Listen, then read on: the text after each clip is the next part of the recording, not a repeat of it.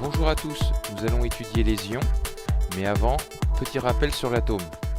Donc le modèle à retenir en troisième est un noyau autour duquel tournent des électrons. Donc là vous pouvez voir les billes bleues qui sont les neutrons, neutres, les 3 billes rouges qui sont les protons positifs, et les 3 billes noires qui tournent autour qui sont les 3 électrons négatifs. On rappelle qu'un atome est forcément électriquement neutre, donc il y a autant de charges positives que de charges négatives. Ici nous observons le modèle de l'atome de lithium, donc Z qui est le nombre de protons, Z égale 3, et A qui est le nombre de protons et de neutrons, est égal à 7. Alors maintenant, voyons ce qu'est un ion et comment il se forme. Prenons l'exemple de l'atome de lithium qu'on vient d'étudier. Alors l'atome de lithium, on vient de le dire, Z égale 3, donc 3 charges positives sur le noyau, et comme l'atome est électriquement neutre, on retrouve 3 électrons autour. Pour des raisons d'énergie, cet atome de lithium va laisser partir un électron. Alors analysons ce nouvel élément. Commençons par regarder le noyau.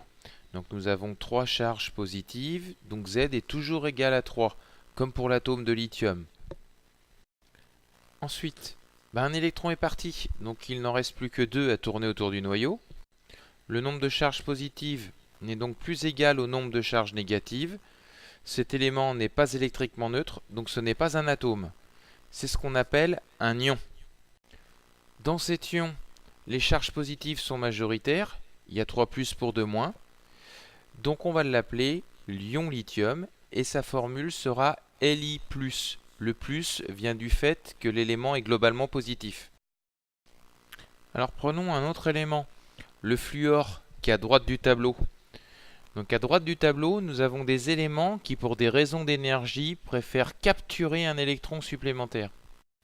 Alors l'atome de fluor, la lettre F, Z égale 9, il y a 9 charges positives sur le noyau et 9 électrons autour. Donc cet atome va capturer un électron libre, un électron célibataire, et nous assistons à la formation d'un nouvel élément que nous allons maintenant analyser. Le noyau n'a pas changé, il y a toujours 9 charges positives dessus, donc Z égale 9. L'atome a capturé un électron, donc maintenant il y en a 9 plus celui qui a été capturé, donc 10 électrons.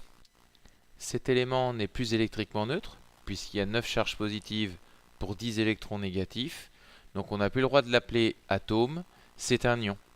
Mais comme Z est resté égal à 9, on l'appelle ion fluor, et comme les charges négatives sont majoritaires, sa formule est F-.